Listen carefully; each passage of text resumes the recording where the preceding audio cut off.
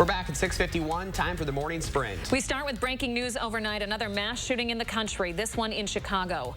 Police say up to 13 people shot. Luckily, no fatalities reported yet this morning. The shooting happened on the city's west side. Among those hit were a 3-year-old, an 11-year-old, and a 13-year-old. Investigators say surveillance camera video showed at least one car and 2 shooters. One person was hit by a car during all of this. The 14 injuries range from non-life-threatening to critical. And breaking news out of Texas, a deadly shooting involving a rap group in Houston. This shooting took place outside of a bowling alley that had been hosting a private party for members of the group Migos. News crews in Houston say officers won't confirm whether the man killed belongs to the group. TMZ, however, reporting one of the members has died. Police describing that victim as a man in his late 20s. His identity won't be released until a medical examiner provides more information. The man accused of breaking into the San Francisco home of House Speaker Nancy Pelosi and beating her husband Paul with a hammer will be in court later today. David DePop has been charged with assault and kidnapping. CBS News is learning DePop had a bag containing zip ties and duct tape and shouted, "Where's Nancy?" when he entered the home. Pelosi is recovering from a skull fracture and injuries to his arm and hands. Darrell Brooks will learn his sentence in a little over 2 weeks on November 15th and 16th. Prosecutors say dozens of victims and their families wish to speak during sentencing. That could mean the process would take several extra hours. He was back in a courtroom yesterday, 5 days after a jury found him guilty on all 76 counts. Those stemmed, of course, from last November's Waukesha Christmas parade attack. Senator Ron Johnson is on a statewide bus tour in the closing stretch of the Senate's state U.S. Senate race.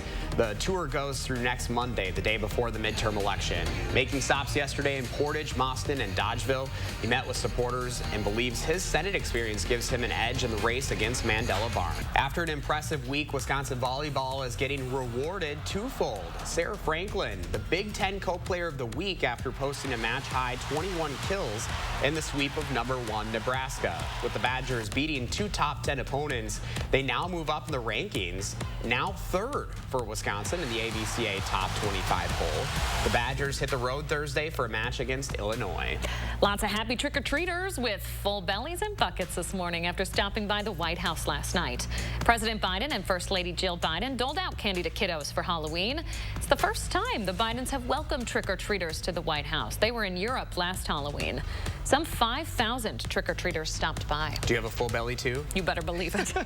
A special Halloween visit by the Madison Police Department to the American Family Children's Hospital. Officers dressing up in superhero costumes, forming a parade for the kids as they passed out stuffed animals along with other treats. Participating officers say it was a great way to provide every child in the community with an opportunity to celebrate the beloved holiday. 2 American college students among the more than 150 victims who died in a stampede at a Halloween celebration in Seoul, South Korea. The country's national police have apologized for not assigning enough officers to the massive party. It drew tens of thousands of people to the city's bar district. South Korea's president declared this week a week of mourning. Taylor Swift making history this week. The pop star is on the Billboard Top 100 list in all top 10 spots.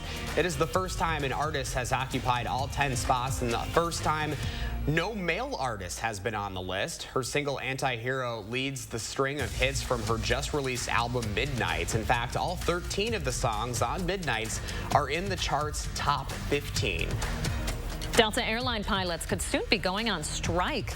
An Airline Pilots Association union vote had 99% of pilots authorizing that strike to get a new contract. The pilots say they're working with an outdated contract, an 8-year-old one from 2016. There was a strike. It wouldn't happen until after the Thanksgiving travel surge. And closing things out for us from the weather world, well, we are looking at the next few days to be in the 70s. Plenty of dry conditions as well, but we are looking for developments of not only cloud cover, but for shower potential as we get into our Thursday nights leading into our Friday, where we could start to see some thunderstorms as well. Now, as we take a look at what we're seeing in our 10-day forecast, not only are we looking at thunderstorms, but cooler air is on the way. And also as a reminder, don't forget, we are setting back our clock 1 hour going in from Saturday nights into our Sunday morning. All right, Julian, thank you. And thanks for joining us, everyone. We'll leave you with a live look outside. Beautiful shot of that sunrise on this Tuesday, November 1st. Make it a great day. We're back with an update at 7:26.